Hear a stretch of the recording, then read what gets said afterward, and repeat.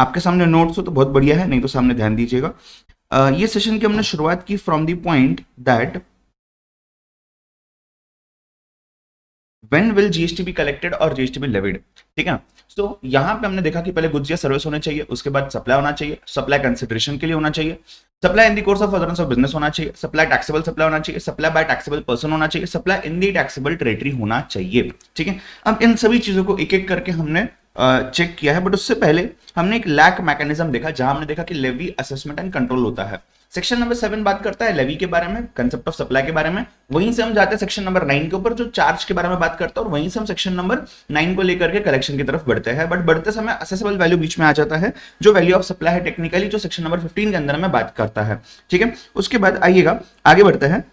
हमने गुड्स और सर्विसेज के डेफिनेशन को चेक किया। पहले गुड्स और सर्विसेज के डेफिनेशन में हमने देखा सेक्शन 2 सबसेक्शन 52 के अंदर में गुड्स बोलते हैं कि यह कोई भी मूवेबल प्रॉपर्टी हो सकता है, इसके साथ साथ इमूवेबल प्रॉपर्टी को लग के यानी कि लैंड को लग के ग्रास या कोई क्रॉप्स या कोई थिंग्स हो सकता है जिसको आप सीवियर करके उसको निकाल करके सप्लाई करने वाले हो तो उसको भी गुड्स माना जाएगा, बट इमूवेबल प्रॉपर्टी को गुड्स नहीं माना जाएगा, right. It also includes actionable claims, but अलग से सेंटेंस दिया जाता है कि एक्शनेबल क्लेम्स इंक्लूड किए जाएंगे, उसमें लॉटरी बेटिंग गैम्बलिंग होगा, बाकी की चीजें नहीं होगी, ठीक है। तो एलबीजी आप इसको याद रख सकते हो। मनी एंड सिक्योरिटीज नहीं होगा।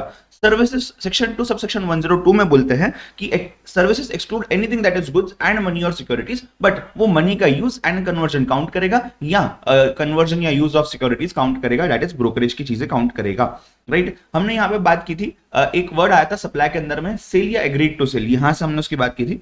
सेक्शन 7(1)(a) बात करता है सप्लाई के बारे में, वो बोलता है सप्लाई इंक्लूड्स, इंक्लूसिव डेफिनेशन है, बोलते हैं such as all forms of supply such as sale, exchange, transfer, barter, licence, exchange, lease, rent, disposal, made और एग्रीड टू बी मेड, ठीक है। तो जब ये एग्रीड टू बी मेड बोलता है तो उसमें एडवांसेस भी कवर हो जाते हैं, राइट। उसके बाद सेक्शन 2 सबसेक्शन 31 कंसिडरेशन के अंदर आए थे, consideration for the purpose of goods और सर्विस और बोथ।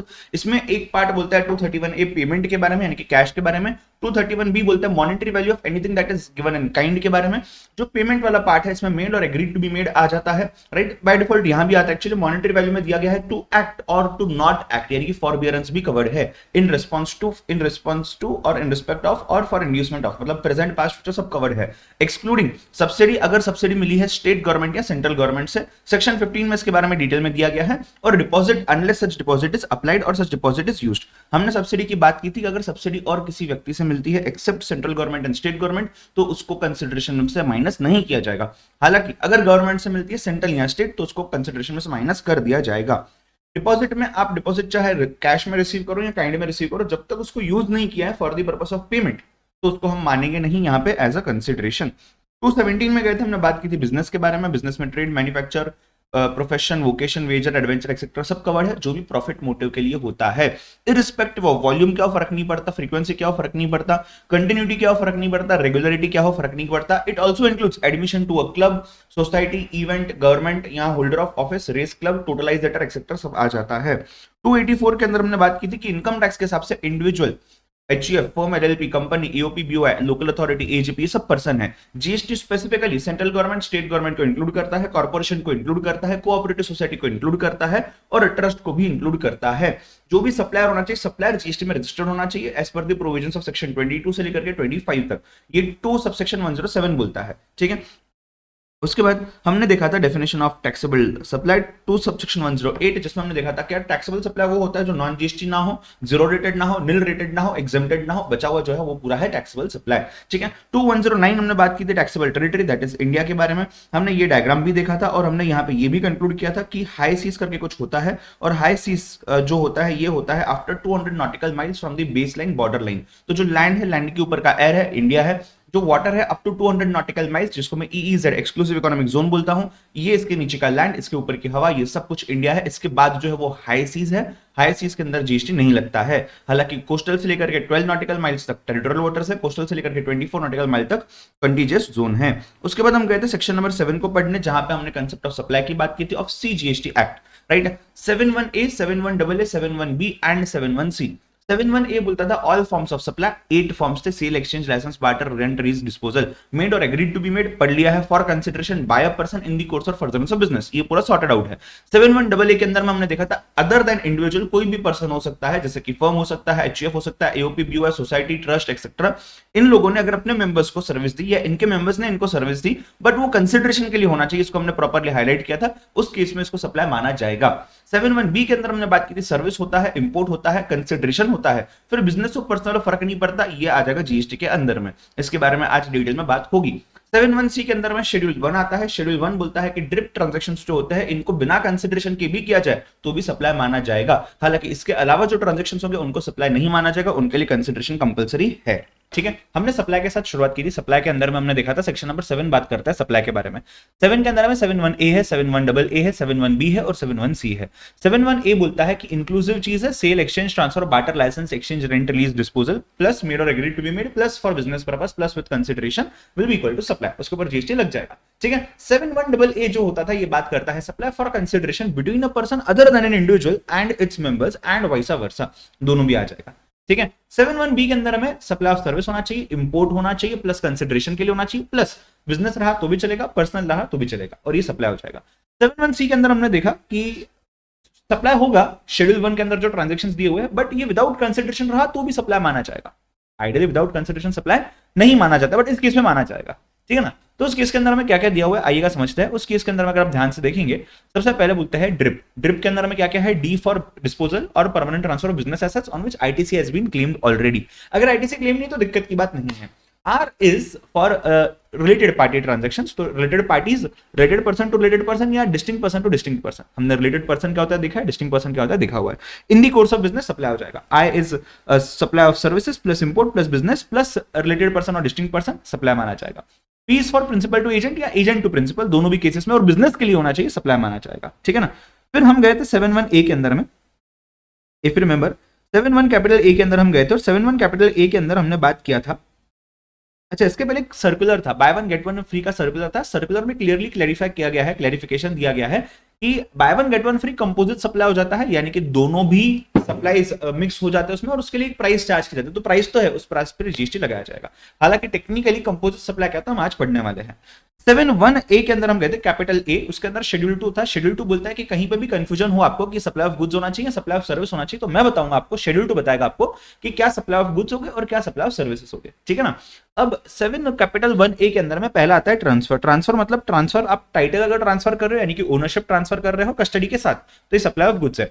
आप अगर टाइटल ट्रांसफर कर रहे हो यानी कि ओनरशिप ट्रांसफर कर रहे हो कस्टडी के साथ, but this is for you are making an agreement कि यार फ्यूचर में ट्रांसफर करना है, कंसिडरेशन कभी भी हो, तो भी इसको सप्लाई ऑफ गुड्स कहा जाएगा।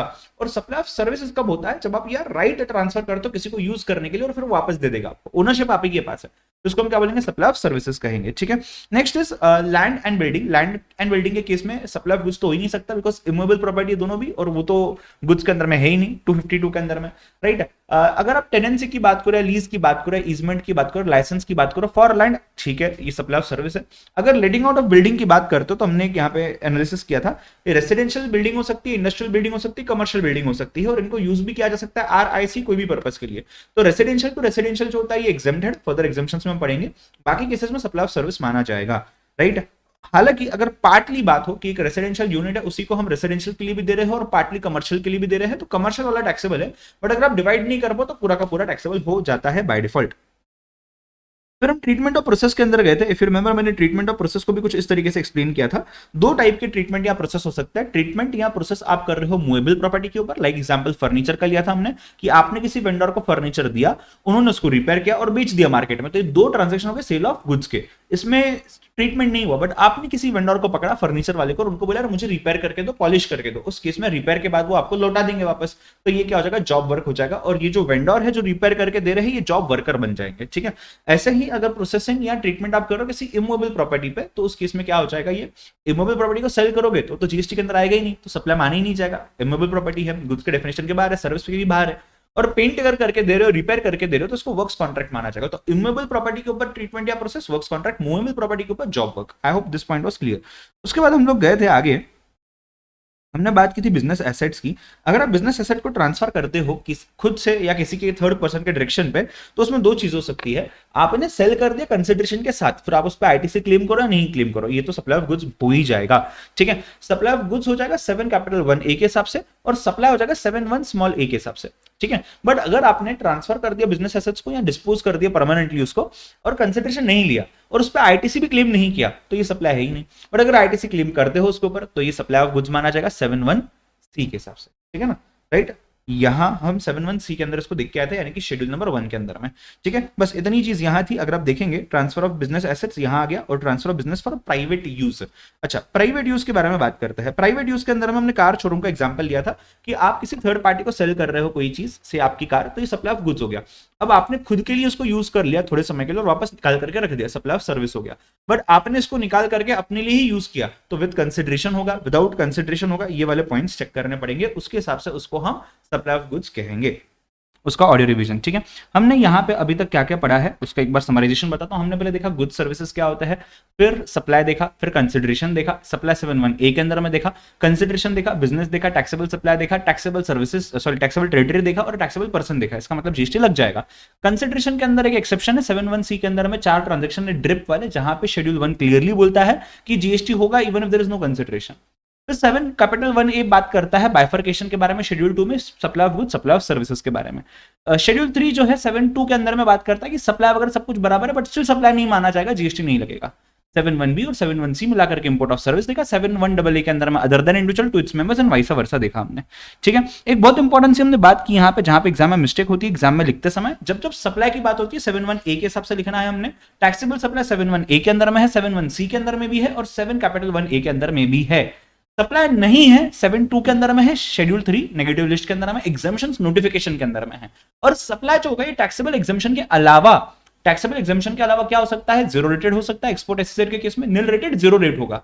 नॉन जीएसटी जो होगा यहाँ पे एक्साइज वैट लगेगा, crude oil, petrol, diesel, alcohol for human consumption, aviation, turbine fuel, tobacco products etcetera. ठीक है, मूविंग ऑन टू, इसके बाद हम लोग गए थे शेड्यूल 2 के अंदर में, शेड्यूल 2 7(1)(a) के अंदर में, जहां हमने कुछ बाइफर्केशन किया था, जिसमें पहला ट्रांजैक्शन जो हमने आज देखा था वो था आपका registered person being ceasing to be a taxable person, जिसमें हमने ये देखा कि अगर आपका बिजनेस का रजिस्ट्रेशन जो टैक्सेशन पर्सन जो होते हो आप सीज करते हो, उससे इमीडिएट पहले स्टॉक बेच दिया तो 7(1)(a) के अंदर में सप्लाई ऑफ गुड्स हो जाएगा। नहीं बेचा स्टॉक तो मान लिया जाएगा स्टॉक बेच दिया आपने, और 7(1)(a) के हिसाब से हम शेड्यूल 2 के अंदर इसको सप्लाई मानेंगे, सप्लाई ऑफ गुड्स मानेंगे। एक्सेप्शन है गोइंग कंसर्न की तरफ ट्रांसफर कर रहे हो या पर्सनल रिप्रेजेंटेटिव के थ्रू ट्रांसफर कर रहे हो, मतलब उसमें ट्रांसफर कर रहे हो तो कोई दिक्कत नहीं है। ठीक है, फिर हमने कंस्ट्रक्शन की बात की कि अगर आप फ्लैट को सेल कर रहे हो तो इमूवेबल प्रॉपर्टी जीएसटी नहीं लगेगा, बट अगर आप सेल कर रहे हो सर्विसेज, जहां पे कंस्ट्रक्शन की सर्विसेज दी जा रही है, कि आप कंस्ट्रक्शन की सर्विसेज दे रहे हो, वहां पे आप कंस्ट्रक्ट कर रहे हो फ्लैट, ये कब माना जाएगा, वो पॉइंट जहां पे फर्स्ट ऑक्यूपेशन हो रहा है, या कंप्लीशन सर्टिफिकेट रिसीव हुआ है, या ऑक्यूपेशन सर्टिफिकेट रिसीव हुआ है, which ever is earlier from the local authority, उस केस में माना जाएगा। उसके बाद अगर एंटायर कंसिडरेशन रिसीव हुआ है तो ये सप्लाई ऑफ बिल्डिंग होगा, जो कि टैक्सेबल नहीं है, बट ₹1 भी उससे पहले हुआ है तो advance for the purpose of service, ये सप्लाई ऑफ सर्विसेज हो जाएगा। फिर हमने देखा IPR, intellectual property right, patent, trademark, copyright के केस में अगर ट्रांसफर टाइटल कर रहे हो तो सप्लाई ऑफ गुड्स, अगर राइट ट्रांसफर कर रहे हो तो supply of services. IT software regarding हुआ एज इट इज भी सप्लाई ऑफ सर्विस है, कस्टमाइज्ड प्रोग्राम डेवलपमेंट एक्सेट्रा तो भी सप्लाई ऑफ सर्विस है। नॉन कम्पीट के लिए है to do something, to not to do something, supply of service है। इसमें इंक्लूडिंग टू डू भी आ जाएगा। राइट टू यूज समथिंग और कस्टडी ट्रांसफर करना विदाउट टाइटल भी सप्लाई ऑफ सर्विस आ जाएगा। फूड, ड्रिंक एक्सेट्रा, अगर आप पैकिंग आइटम सेल करो सप्लाई ऑफ गुड्स है, बट अगर आप रेस्टोरेंट में उसको साथ में दे रहे हो तो ये कंपोजिट है, इसको माना जाएगा सप्लाई ऑफ सर्विसेज। ठीक है, कंपोजिट सप्लाई हम कल दिखने वाले हैं। हमने शेड्यूल नंबर 2 को 7(1)(a) को समराइज किया था, कुछ 16 पॉइंट्स थे, जिसमें से 5 पॉइंट सप्लाई ऑफ गुड्स के थे, 11 पॉइंट सप्लाई ऑफ सर्विसेज के थे। सप्लाई ऑफ गुड्स में transferring title and goods, agreeing to transfer title and goods, ये भी आ गया। ट्रांसफर ऑफ बिजनेस एसेट्स, ये भी आ गया। Ceasing to be taxable person except going concern of personal representative, transfer of title and IPRs. Supply of service में हालांकि transfer of right to use, letting of land, letting of building, job work, works contract हमने देखा, right. Business assets अगर हम personal use के लिए use कर रहे हैं वापस रख दे रहे हैं। Construction except entire consideration received after first occupation और completion certificate receive. Transfer of IPR for use, IT software development वगैरह हो रहा है एक्सेट्रा। ऑब्लिगेशन टू रिफ्रेन हो रहा है, या फिर food, drink along with some service, restaurant etcetera, ये वाला पार्ट आ जाता है। उसके बाद हम गए थे शेड्यूल नंबर 3 के अंदर में। शेड्यूल नंबर 3 के अंदर में हमने नेगेटिव लिस्ट देखा। 7.2 के अंदर में 9 आइटम्स थे। पहला था एम्प्लॉय ने एम्प्लॉयर को सर्विस दिया जिसके बदले में सैलरी मिला, ये नहीं आएगा। एम्प्लॉयर ने एम्प्लॉय को गिफ्ट दिया up to 50,000 in a financial year, नहीं आएगा। कोर्ट ट्रिब्यूनल का सर्विस सप्लाई नहीं माना जाएगा। Elected nominated appointed, elected MP MLA nominated आपके प्रेसिडेंट हो गए, गवर्नर हो गए, अपॉइंटेड में गवर्नमेंट कंपनी के डायरेक्टर चेयरमैन हो गए, नहीं आएंगे। फ्यूनरल एंड रिलेटेड सर्विसेज अगर होते हैं, सेल होता है किसी लैंड एंड बिल्डिंग का एक्सेट्रा, वो आ जाएगा। Actionable claims other than lottery betting gambling आ जाएगा। नॉन टैक्सेबल टेरिटरी से नॉन टैक्सेबल टेरिटरी में बट इंडिया के होते हुए नहीं आएगा। सप्लाई नहीं माना जाएगा। Warehouse goods before clearing for home consumption नहीं माना जाएगा। हाई सी सेल को भी सप्लाई नहीं माना जाएगा। इसी के साथ ये वाला पार्ट इस चैप्टर का होता है खत्म। चैप्टर का आधा पार्ट के ऊपर हो चुका है खत्म। तो फिर see all tomorrow, bye bye. यहाँ पे सप्लाई के बारे में बात हुई थी। सप्लाई कंपोजिट हो सकता है, मिक्स्ड सप्लाई हो सकता है। कंपोजिट सप्लाई के अंदर में एक मेन चीज इंपॉर्टेंट ये है कि नेचुरल बंडल्ड होनी चाहिए सप्लाईज, ठीक है। अगर नेचुरल बंडल्ड सप्लाईज है, यहाँ पे एक प्रिंसिपल सप्लाई है, दूसरा एंसिलरी सप्लाई है, तो उसको हम बोल सकते हैं कंपोजिट सप्लाई। इसके केस में जो रेट ऑफ टैक्स है, ये rate of tax principal supply का लग जाता है पूरी चीज को, ठीक है। एक सिंगल प्राइस में हम बेच रहे हैं, बट दोनों नेचुरली बंडल्ड है, जैसे लैपटॉप चार्जर एक्सेट्रा, कोई ट्रांसपोर्ट कर उसके साथ इंश्योरेंस उसका। मिक्स्ड के अंदर की अगर मैं बात करता हूं तो मिक्स्ड के अंदर में यू हैव डिफरेंट सप्लाईज जिसको आपने वॉलेंटरली उसको सिंगल प्राइस पे बेचना चाहा है, सो जो भी हाईएस्ट रेट ऑफ टैक्स है वो लग जाएगा, ठीक है। Next after this we went on to section number 9 of CGST act and section number 5 of IGST act, दोनों भी सेम है। 5 ऑफ आईजीएसटी एक्ट जो है ये बात करता है आपके इंटरस्टेट गुड्स के बारे में, और यहाँ पे मैक्सिमम रेट ऑफ टैक्स 40% तक था। सीजीएसटी जो है ये इंटरस्टेट के बारे में बात करता है, यहाँ पे मैक्सिमम रेट ऑफ टैक्स 20% था। दोनों केसेस में सप्लाई ऑफ गुड्स और सर्विस और both except alcohol for human consumption, alcoholic liquor for human consumption, collected as prescribed, paid by registered person who is the supplier and paid by registered person who is the supplier। ये मतलब normal charge हो गया, ठीक है। उसके बाद हम IGST के एक्ट के अंदर गए थे सेक्शन 7 और 8 में इंटरस्टेट और इंट्रास्टेट समझने। इंटरस्टेट मतलब एक ही स्टेट से एक ही स्टेट में, एक ही यूनियन टेरिटरी से एक ही यूनियन टेरिटरी में, ठीक है। हाउएवर इंटरस्टेट मतलब एक स्टेट से दूसरे स्टेट में, या एक यूनियन टेरिटरी से दूसरे यूनियन टेरिटरी में, या एक स्टेट से दूसरे यूनियन टेरिटरी में, ठीक है। सेक्शन 9 को हमने काफी विस्तार से देखा था। चार्ज के अंदर में 91, 92, 93, 94, 95। 91 नॉर्मल चार्ज के बारे में बात करता है, 92 नो चार्ज के बारे में बात करता है, 93 आरसीएम स्पेसिफाइड के बारे में बात करता है, 94 भी आरसीएम स्पेसिफाइड के बारे में बात करता है, 95 ईसीओ के बारे में बात करता है। 91 जो है नॉर्मल चार्ज मैकेनिज्म, ये बोलता है इंट्रास्टेट सप्लाई होना चाहिए, सप्लाई ऑफ गुड सर्विस और बोथ होना चाहिए। मैक्सिमम जीएसटी लेस देन 20% होगा। Alcoholic liquor for human consumption पे नहीं लगेगा। Paid by registered person supplier होगा, ठीक है। क्या अटक गया? एंड व्हाट वी से प्रिस्क्राइब कलेक्शन का मैनर दिया हुआ है, ठीक है। नेक्स्ट अगर मैं नो चार्ज की बात करता हूं तो नो चार्ज के अंदर में alcoholic liquor for human consumption 91 से निकाल दिया गया है, तो इसके अंदर में petrol, diesel, aviation turbine fuel, natural gas, motor spirit, crude oil ही आ जाएगा डायरेक्टली, ठीक है। उसके बाद 93 के अंदर आरसीएम स्पेसिफाइड होना चाहिए। स्पेसिफाइड के अंदर में सप्लाई ऑफ गुड सर्विस दोनों का लिस्ट दिया हुआ है। Paid by registered person recipient होगा बिकॉज रिवर्स चार्ज है। प्रिस्क्राइब कलेक्शन मैटर दिया हुआ है। 94 के अंदर में स्पेसिफाइड है बट अनरजिस्टर्ड पर्सन जो होगा सप्लायर उसी से परचेस करना है, और paid by registered person recipient reverse charge है। प्रिस्क्राइब कलेक्शन मेथड दिया हुआ है, ठीक है। उसके बाद नेक्स्ट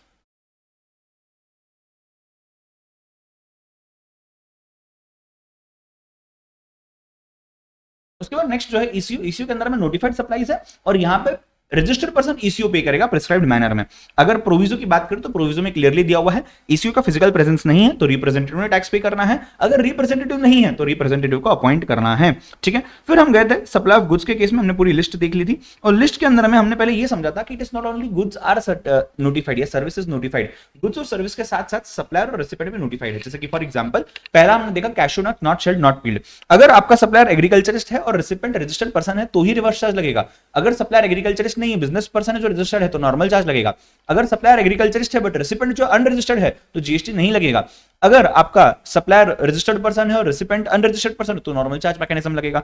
तो हमने 9(3) के अंदर में बात की थी नोटिफाइड गुड्स के बारे में, जहां पर हमने 3 कैटेगरीज बनाए थे। पहला एग्रीकल्चर रिलेटेड था, दूसरा गवर्नमेंट रिलेटेड था, तीसरा अदर्स था।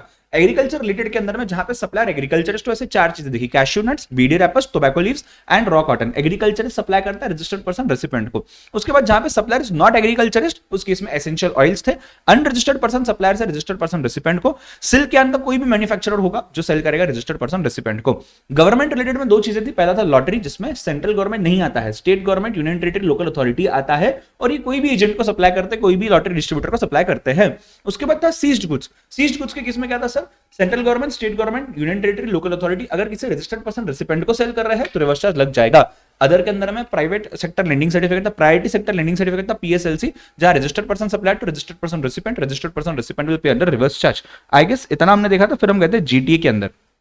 जीटी के अंदर मजे की बात यह है कि जीटीए दो तरीकों से टैक्स पे कर सकता है। अगर जीटीए ने 5% रेट ऑफ टैक्स चूज किया है तो उसको आईटीसी नहीं मिलता है। अगर जीटीए ने 12% रेट ऑफ टैक्स चूज किया तो उसको आईटीसी मिलता है। और जब आईटीसी मिलता है 12% पे पे करता है तो नॉर्मल चार्ज, बट 5% पे करता है तो रिवर्स चार्ज। बट कब रिवर्स चार्ज, जब रजिस्टर्ड रेसिपेंट्स की जो हम बात करें वही हो गए तो आरसीएम के अंदर रेसिपेंट्स कौन कौन दिए हुए हैं, factory, society, cooperative society, business corporate, उसके बाद है आपका सॉरी बॉडी कॉर्पोरेट, उसके बाद है आपका partnership firm including EOP and CTP. ये सब के सब रजिस्टर्ड हो नहीं हो फर्क नहीं पड़ता। और इसके अलावा बाकी के रजिस्टर्ड पर्सन, मतलब दो ही चीजें निकाल दी गई है, individual and HUF were unregistered, दो ही चीजें निकाल दी गई है। ये सभी लोकेटेड इन टैक्सेबल टेरिटरी हो गए तो ही। तो इसको हमने समराइज ऐसे किया था बेसिकली कि अगर 12% पे रजिस्टर्ड है जीटीए तो नॉर्मल चार्ज लग जाएगा, अगर आरसीएम रेसिपेंट्स को दिया है तो भी। 5% पे रजिस्टर्ड है जीटीए, आरसीएम रेसिपेंट्स को दिया हुआ तो रिवर्स चार्ज लग जाएगा। रजिस्टर्ड जीटीए है, अनरजिस्टर्ड इंडिविजुअल एचयूएफ को दिया हुआ तो नॉर्मल चार्ज, अनरजिस्टर्ड जीटीए है, अनरजिस्टर्ड इंडिविजुअल एचयूएफ को दिया हुआ तो चार्ज ही नहीं लगेगा। हालांकि जीटीए ने अगर गवर्नमेंट एजेंसीज को, state government, central government, local authority या गवर्नमेंट एजेंसीज को कुछ दिया हुआ है तो नॉर्मल चार्ज मैकेनिज्म लग जाता है हमेशा बाय डिफॉल्ट। पर्सन की डेफिनेशन में तीन लोग देखे थे हमने, normal taxable person, casual taxable person, non resident taxable person. हमने देखा नॉर्मल रजिस्ट्रेशन पर्सन तो हमें पता है, कैजुअल टैक्सेबल पर्सन मतलब आपको टेम्पररी रजिस्ट्रेशन मिलता है कोई दूसरे स्टेट में कोई चीज सेल करने के लिए, कुछ हद तक आप सेल कर सकते हो, उसके बाद आप वापस से एक्सटेंड करवा सकते हो। सेम चीज अगर इंटरनेशनली हो तो नॉन रेसिडेंट कहा जाएगा। सो हमने पहले के सेशन में जीटी के सर्विसेज कंप्लीट किए हुए थे, आज हमने यहाँ पे लीगल सर्विसेज कंप्लीट किए हुए हैं। लीगल सर्विसेज यानी कि रिप्रेजेंटेशन भी इंक्लूडेड है, कंसल्टेंसी भी इंक्लूडेड है। लीगल सर्विसेज यानी कि इंडिविजुअल एडवोकेट से दिया गया है, सीनियर एडवोकेट से दिया गया है या फर्म ऑफ एडवोकेट से दिया गया है, तीनों भी इंक्लूडेड है, ठीक है। एंड इसके अंदर में सबसे इंपॉर्टेंट बात जो हमने देखनी थी वो ये थी कि यार ये चीज अगर डायरेक्टली बिजनेस एंटिटी को दी गई है तो भी कंसिडर्ड है, इनडायरेक्टली थ्रू अनदर आईएएसए या एफए दी गई है किसी बिजनेस एंटिटी को तो भी कंसिडर करनी थी। जीएसटी आ जाएगा आपका पे करेगा रिवर्स चार्ज बेसिस पे बिजनेस एंटिटी, ठीक है। Next after that we also saw legal services के अंदर में ही आर्बिट्रल ट्रिब्यूनल अगर कोई बिजनेस एंटिटी को सर्विस देता है तो बिजनेस एंटिटी रिवर्स चार्ज में पे करेगा। उसके बाद हमने देखा कि अगर कोई भी इंडिविजुअल एडवोकेट हो, सीनियर एडवोकेट हो, फर्म ऑफ एडवोकेट्स हो या आर्बिट्रल ट्रिब्यूनल हो, ये किसी अनरजिस्टर्ड पर्सन को सर्विस दे रहे हैं तो ये एग्जाम्प्ट हो जाता है बाय डिफॉल्ट। एग्जाम्पशन में इसका नोटिफिकेशन है यहाँ पे, तो ये आरसीएम की जगह एनसीएम हो जाएगा, ठीक है। फिर हम गए थे स्पॉन्सरशिप के अंदर में। हमने पहले स्पॉन्सरशिप के मतलब को समझा कि अगर आईपीएल टूर्नामेंट की हमने बात की थी, बीसीसीआई स्पॉन्सरशिप सर्विस दे रहा है या टाटा स्पॉन्सरशिप सर्विस दे रहा है। बीसीसीआई स्पॉन्सरशिप सर्विस दे रहा है, टाटा उसके बदले में कंसिडरेशन दे रहा है, ठीक है ना। तो यहाँ पे जो सर्विस रेसिपेंट है यानी कि टाटा जो है, ये अगर एलएलपी रहा, कंपनी रहा, फर्म रहा, उस केस में यानी कि फर्म एंड बॉडी कॉर्पोरेट, उस केस में रिवर्स चार्ज लग जाएगा, फिर भले सर्विस प्रोवाइडर कोई भी क्यों ना हो, ठीक है। बट अगर सर्विस रेसिपेंट एलएलपी कंपनी या फर्म नहीं है तो ये हमेशा नॉर्मल चार्ज मैकेनिज्म हो जाएगा। उसके बाद we went on to some government services. मेरे ख्याल से ये लास्ट पार्ट था हमारा। गवर्नमेंट सर्विसेज के अंदर में हमने देखा central government, state government, union territory, local authority अगर सर्विस दे रही है किसी भी बिजनेस एंटिटी को तो वो रिवर्स चार्ज में आ जाएगा। बट अगर बिजनेस एंटिटी को सर्विस नहीं दे रही है, अनरजिस्टर्ड पर्सन को सर्विस दे रही है तो हमेशा नॉर्मल चार्ज में आ जाएगा। जो भी एग्जाम्प्ट है वो एग्जाम्प्ट है, ठीक है। बट रिवर्स चार्ज वाला एंट्री में कुछ सर्विसेज को एक्सक्लूड किया गया है, जैसे कि central government, state government, union territory, local authority giving the services of post related, कुछ स्पेसिफिक सर्विसेज थे, speed post etcetera, vessel aircraft के related inside outside the precincts of port airport, उसके बाद ट्रांसपोर्टेशन ऑफ गुड्स और passengers. इन सभी cases में अगर बिजनेस एंटिटी को दिया गया है तो भी नॉर्मल चार्ज है, अनरजिस्टर्ड को दिया गया है तो भी नॉर्मल चार्ज है, इसमें रिवर्स चार्ज नहीं आता। और इमूवेबल प्रॉपर्टी के अंदर में उन्होंने चेंज ऐसा किया हुआ है कि अगर किसी भी रजिस्टर्ड पर्सन को, चाहे वो बिजनेस हो चाहे वो नॉन बिजनेस हो, किसी भी रजिस्टर्ड पर्सन को सर्विस दिया है तो वो रिवर्स चार्ज है, सिर्फ बिजनेस नहीं किसी भी पर्सन को। और अगर अनरजिस्टर्ड को है तो वो नॉर्मल चार्ज है, ठीक है। मेरे ख्याल से यहां तक हमने कंप्लीट किया था कल। नहीं, इसके अलावा एक और पॉइंट हमने देखा था, प्रमोटर का पॉइंट देखा था, अगर आपको याद होगा तो। प्रमोटर के पॉइंट में क्या देखा था हमने सर? हमने देखा था कि कंस्ट्रक्शन के केस में long term lease of land, long term यानी कि कितना long term, 30 years, TDR transferable development right या एफएसआई, अगर ये किसी प्रमोटर को मिल रहा है जो प्रमोटर उसको तुरंत यूज करने वाला है तो उस केस में आरसीएम हो जाएगा। अगर प्रमोटर को नहीं मिल रहा है तो टैक्स तो लगेगा बट नॉर्मल चार्ज में लगेगा, ठीक है। Then we went on to agent. दो टाइप के एजेंट हमने देखे, insurance agent and recovery agent. Insurance agent अगर इंश्योरेंस बिजनेस को सर्विस दे रहा है तो आरसीएम, अदर को दे रहा है तो नॉर्मल चार्ज। रिकवरी एजेंट अगर बैंक, फाइनेंशियल इंस्टीट्यूशन, एनबीएफसी को सर्विस दे रहा है तो आरसीएम, अदर केसेस में नॉर्मल चार्ज, ठीक है। डायरेक्टर ने अगर सिटिंग फीस ली है, काम किया हुआ है कंपनी के साथ, तो कंपनी जो पैसा देगी उस पर कंपनी ही रिवर्स चार्ज पे करेगी, ठीक है। राइट। सो लास्ट लेक्चर के अंदर में हमने आई गेस कंप्लीट किया था till the point where we were talking about an agent. Agent के बाद हमने देखा कि अगर कोई प्रोडक्शन हाउस है और कोई म्यूजिक कंपोजर, आर्टिस्ट या कोई भी रिलेटेड पर्सन ये प्रोडक्शन हाउस को कोई कॉपीराइट रिलेटेड सर्विस दे रहा है, उस केस में प्रोडक्शन हाउस ने या प्रोड्यूसर ने रिवर्स चार्ज में टैक्स पे करना है। Next after that we also saw that आपका अगर बुक पब्लिशिंग हाउस जो होता है, पब्लिशर जो होता है, इसको अगर ऑथर ने सर्विस दे रखा है तो ऑथर नहीं पे करेगा, बुक पब्लिशर यानी कि पब्लिशिंग हाउस जो है, पब्लिशर जो है रिवर्स चार्ज में पे करेगा। However author has an option to declare that वो खुद पे करेगा, अगले 1 साल तक उसको पे करना ही पड़ेगा। एनेक्सर 1 में वो ये डिक्लेरेशन दे सकता है, एनेक्सर 2 में उसने इनवॉइस का डिक्लेरेशन देना है। ठीक है। नेक्स्ट था ओवरसीइंग कमेटी ऑफ आरबीआई ने आरबीआई को सर्विस दिया है, ये भी रिवर्स चार्ज में आता है। डीए से जो डायरेक्ट सेलिंग एजेंट्स होते हैं, अगर ये इंडिविजुअल है और इंडिविजुअल होते हुए इसने बैंक या एनबीएफसी को सर्विस दिया हुआ है तो रिवर्स चार्ज में है। अगर इंडिविजुअल होते हुए किसी और को सर्विस दिया हुआ है डीएसए का तो ये नॉर्मल चार्ज में आएगा।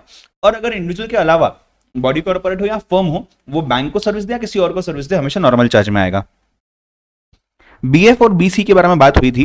बीएफ बिजनेस फैसिलिटेटर के केस में हमने देखा था कि एजेंट ऑफ बीएफ ने अगर बीएफ को सर्विस दिया तो नॉर्मल चार्ज, बीएफ ने अगर बैंकिंग कंपनी को सर्विस दिया तो रिवर्स चार्ज, राइट। अब बीसी जो था business correspondent, agent of BC ने बीसी को सर्विस दिया तो रिवर्स चार्ज, बीसी ने किसी और को सर्विस दिया तो नॉर्मल चार्ज। ठीक है।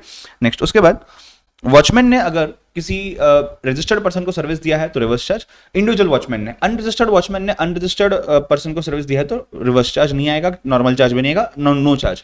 बट इनका कलेक्शन मिला करके सिक्योरिटी पर्सनल सर्विसेज किसी ऑर्गेनाइजेशन ने किसी कस्टमर को दिया हुआ है तो ये जो ऑर्गेनाइजेशन जो सर्विस दे रहा है वो होना चाहिए प्रोप्राइटर, फर्म, एलएलपी कंपनी। और इन्होंने रजिस्टर्ड बिजनेस पर्सन को अगर सर्विस दिया है तो फर्म और प्रोप्राइटर के केस में आरसीएम लग जाएगा, यानी कि इंडिविजुअल एचयूएफ, फर्म के केस में आरसीएम लग जाएगा। अगर किसी बॉडी कॉर्पोरेट ने, एलएलपी कंपनी ने किसी बिजनेस को जो रजिस्टर्ड उसको सर्विस दिया तो नॉर्मल चार्ज लग जाएगा। ठीक है। प्रोप्राइटर, फर्म, अनरजिस्टर्ड अनरजिस्टर्ड को नहीं आएगा। कोई भी रजिस्टर्ड है, अनरजिस्टर्ड को सर्विस दिया हुआ तो नॉर्मल चार्ज आएगा। एनी पर्सन, रजिस्टर्ड पर्सन हो तो रिवर्स चार्ज नहीं लगेगा, नॉर्मल चार्ज लगेगा। अनरजिस्टर्ड पर्सन हो, सर्विस दिया गवर्नमेंट को या कंपोजिशन टैक्सेबल पर्सन को तो आइडियली चार्ज नहीं लगेगा। ठीक है। नेक्स्ट उसके बाद हमने क्या देखा था, नेक्स्ट वन वाज यहां पे अगर आपको याद हो रेंटिंग ऑफ मोटर व्हीकल के बारे में बात की थी, जो पैसेंजर्स को कैरी करता है और फ्यूल चार्जेस में इंक्लूडेड होते हैं कंसिडरेशन में। अगर ये सर्विसेज किसी अनरजिस्टर्ड इंडिविजुअल एचयूएफ या फर्म ने दी हुई है किसी एलएलपी या कंपनी को तो रिवर्स चार्ज लगेगा, बाकी केसेस में नॉर्मल चार्ज लगेगा। ठीक है। तो अगर कोई रजिस्टर्ड इंडिविजुअल एचयूएफ फर्म हो और एलएलपी कंपनी को दिया हो तो नॉर्मल चार्ज लगेगा। ठीक है। जब मैं बोलता हूं अनरजिस्टर्ड मतलब क्या बोलते हैं यहाँ पे, not issuing tax invoice and not collecting tax, बाकी केसेस में तो नॉर्मल चार्ज लग जाएगा। ठीक है। फिर हमने बात किया सेबी का जो सिक्योरिटीज लेंडिंग स्कीम 1997 है, इसके हिसाब से कोई अप्रूव्ड इंटरमीडियरी है, ब्रोकर है, एजेंट है, किसी लैंडर ने उसके द्वारा किसी बोरोवर को सर्विस दिया तो बोरोवर रिवर्स चार्ज में पे करेगा, राइट। नेक्स्ट हम ओआईडीआर के अंदर में गए थे। ओआईडीआर सर्विस जैसे कि नेटफ्लिक्स, अगर ये किसी व्यक्ति जो इंडिया के बाहर है, any person located outside India ने सर्विस दी हुई है किसी पर्सन को जो लोकेटेड इन इंडिया है, ठीक है ना, और वो एनटीओआर है, एनटीओआर यानी कि गवर्नमेंट, एलए यानी कि local authority, government body, individual, other कोई than this but unregistered, non business purpose के लिए तो नॉर्मल चार्ज। बट इनके अलावा अदर देन एनटीओआर अगर किसी को दिया हुआ है, रजिस्टर्ड है तो रिवर्स चार्ज, रजिस्टर्ड है और कोई भी पर्पस के लिए है तो रिवर्स चार्ज आ जाएगा। ठीक है। फिर हमने देखा गुड्स ट्रांसपोर्टेशन, अगर इंडिया के बाहर से गुड्स ट्रांसपोर्ट इंडिया में हो रहा है तो इंडिया में जो इंपोर्टर बैठा हुआ है वो रिवर्स चार्ज में पे करेगा। उसके बाद हमने कोई एक समरी बनाई थी बेहतरीन तरीके से। हाँ, हमने आरसीएम 9.3 पहले देख लिया था हमने, हम आरसीएम 9.4 देखने जा रहे हैं। 9.4 का टेबल जो था उसके अंदर में 3 चीजें थी। पहला था other than TDR, other than long term lease of land, other than FSI. दूसरा था सीमेंट और तीसरा था कैपिटल गुड्स। तीनों भी केसेस में अगर अनरजिस्टर्ड सप्लायर से परचेस किया हुआ है तो जो प्रमोटर है, जो बिल्डर है, जो डेवलपर है, जो कंस्ट्रक्टर है, रेसिपेंट जो है, ये पे करेगा रिवर्स चार्ज के अंदर में। इसी को थोड़ा सा डिटेल में समझने के लिए हमने एक यहाँ पे समराइजेशन अच्छे से बनाया हुआ था, जहां हमने थोड़ा सा सीएमए फाइनल का मटेरियल भी इंक्लूड किया हुआ है समझने के लिए अच्छे से, कि जो प्रमोटर ये रेसिपेंट होना चाहिए और उन्होंने परचेस क्या करना चाहिए, long term lease of land, TDR, FSI, इस पे भी रिवर्स चार्ज लगता है बट 9.3 के हिसाब से रिवर्स चार्ज लगता है। ठीक है। इसके अलावा इनपुट एंड इनपुट सर्विसेज हो सकते हैं। ठीक है सर, इनपुट क्या है, कोई भी मटेरियल जो आप परचेस कर रहे हो कंज्यूम करने के लिए या सेल करने के लिए। Input services same thing, capital goods purchase कर रहे हो यूज करने के लिए, सेल करने के लिए नहीं, कंज्यूम करने के लिए नहीं। ठीक है। तीनों के केस में अलग सिचुएशन है। इनपुट सर्विसेज में से सिर्फ सीमेंट को बाहर निकालिएगा, बाकी other input and input services के केस में अगर रजिस्टर्ड पर्सन सप्लायर जो होता है इससे परचेस किया तो नॉर्मल चार्ज। अगर अनरजिस्टर्ड पर्सन सप्लायर से परचेस किया हुआ तो up to 80% of your total purchases if made up to 80% of your total purchases if it is made from registered person supplier, तो जो बचा हुआ है उसके ऊपर आरसीएम नहीं लगेगा। बट अगर 80% से भी कम परचेस किया है रजिस्टर्ड पर्सन सप्लायर से, तो जो बचा हुआ अप टू 80% है उसके ऊपर 9(4) का रिवर्स चार्ज लग जाएगा। सीमेंट के केस में हमेशा अगर रजिस्टर्ड पर्सन सप्लायर है तो नॉर्मल चार्ज है, रिवर्स चार्ज होगा अगर अनरजिस्टर्ड पर्सन सप्लायर है तो। यहाँ पे 28% का रिवर्स चार्ज लगता है सर, यहाँ 18% का रिवर्स चार्ज लगता है, ठीक है। फिर कैपिटल गुड्स अगर परचेस किए हुए रजिस्टर्ड पर्सन सप्लायर से नॉर्मल चार्ज, कैपिटल गुड्स अगर परचेस किए हुए अनरजिस्टर्ड पर्सन सप्लायर से क्या लग जाएगा सर, रिवर्स चार्ज 9(4) का लग जाएगा, ठीक है ना। उसके बाद हमने बात की थी ईसीओ के अंदर में, ईसीयू के अंदर हम गए थे 9(5) हमने देखा था। 9(5) बोलता है ईसीयू के अंदर में 4 नोटिफाइड सर्विसेज है जिसको मैं हेट सर्विसेज के नाम से भी बोलता हूं, हाउसकीपिंग, अकोमोडेशन, ट्रांसपोर्टेशन, ईटिंग, ठीक है। एग्जांपल्स भी देखे थे हमने। इन केसेस में अगर सप्लायर हाउसकीपिंग और अकोमोडेशन में है, सप्लायर रजिस्टर्ड है तो नॉर्मल चार्ज, सप्लायर अनरजिस्टर्ड है तो ईसीओ का चार्ज। और टी और ई यानी कि ट्रांसपोर्टेशन एंड ईटिंग के केस में सप्लायर रजिस्टर्ड रहे या अनरजिस्टर्ड रहे फर्क नहीं पड़ता, हमेशा क्या हो जाएगा, ईसीओ ही लायबल होगा रिवर्स चार्ज में। रिवर्स चार्ज के सॉरी ईसीओ चार्ज में, ईसीओ के अंदर में 2 प्रोविजोस थे। पहला प्रोविजो बोलता है कि ईसीओ का फिजिकल प्रेजेंस इंडिया में अगर नहीं होता है तो रिप्रेजेंटेटिव टैक्स भरेगा, बट दूसरा प्रोविजो बोलता है अगर रिप्रेजेंटेटिव भी इंडिया में नहीं है तो आप रिप्रेजेंटेटिव को अपॉइंट करिएगा और वो रिप्रेजेंटेटिव ही पे करेगा रिवर्स चार्ज के अंदर में, ठीक है। After this we went on to one more part. अच्छा, इंटरस्टेट सर्विस गुड्स जो है वो आपने देख लिया था। हम गए थे जीरो रेटेड सप्लाई के अंदर में, सेक्शन 16 ऑफ आईजीएसटी एक्ट, जो बोलता है कि एक्सपोर्ट ऑफ गुड्स या फिर supply of goods to an SEZ developer या एसईजेड यूनिट, इसको हम क्या मानेंगे, इसको मानेंगे जीरो रेटेड सप्लाई। उस सप्लाई के लिए रेट ऑफ टैक्स 0% होगा। उसके अंदर में हमने इसको ऐसे समराइज किया था कि जब आप एक्सपोर्ट करते हो तो आपको आईटीसी भी मिल जाएगा, इवन दो आपको एक्सपोर्ट पे या एसईजेड सप्लाई पे आपको आउटपुट टैक्स नहीं कलेक्ट करना है क्योंकि जीरो रेटेड है, बट आईटीसी आपको मिलेगा, उसका रिफंड भी मिलेगा। बट एक केस में जहां पे आपने परचेस कर लिया, मैन्युफैक्चर कर लिया, एक्सपोर्ट कर दिया और फेमा के गाइडलाइंस के हिसाब से, फॉरेन एक्सचेंज मैनेजमेंट के गाइडलाइंस के हिसाब से लिमिट एक्सपायर हो चुका है फॉरेन रेमिटेंस आने का, उसके 30 डेज के अंदर में आपने पूरा आईटीसी रिफंड वापस से डिपॉजिट करना है, because this can be a plain manipulation of the transaction, ठीक है। I think so this is what we have seen, और यहां तक आपको चीजें क्लियर हो गई होगी, ठीक है। यस।